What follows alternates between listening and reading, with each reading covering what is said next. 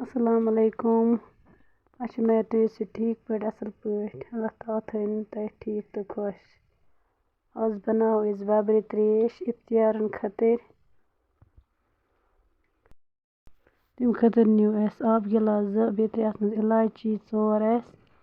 बे खंड चमचा 4 हेकु पन टेस्ट अकॉर्डिंग त्रित खंड करन मिक्स जालो तल गैस अत अत उबाल अखी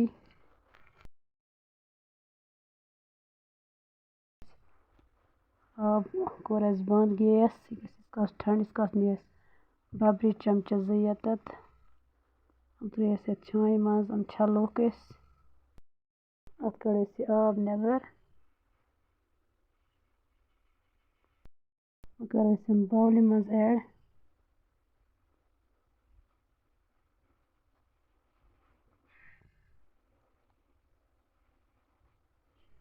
अत थो थोड़ा आब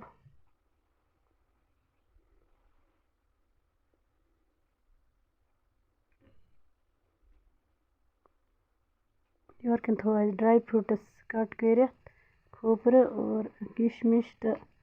काजू ये मज इलायची कड़ नबर अम मज यह त्रो ये बाउल मज यह आब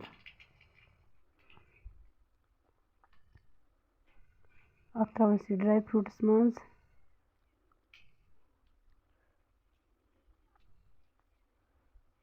बे त्रो बबर मज तुम वुचित बे त्रो खोपर बे त्रो अत मज 1 गिलास दूध 2 गिलास अगर आब निमो 1 गिलास नुन दूध करो मिक्स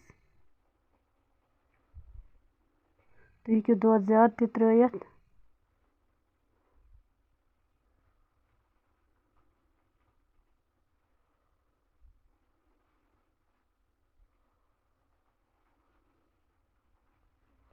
थो कवर कर सन बबरी त्रेश रेडी इफ्तियार खतर। अगर तुम सन रेसिपी पसंद आमत चैनल कर सब्सक्राइब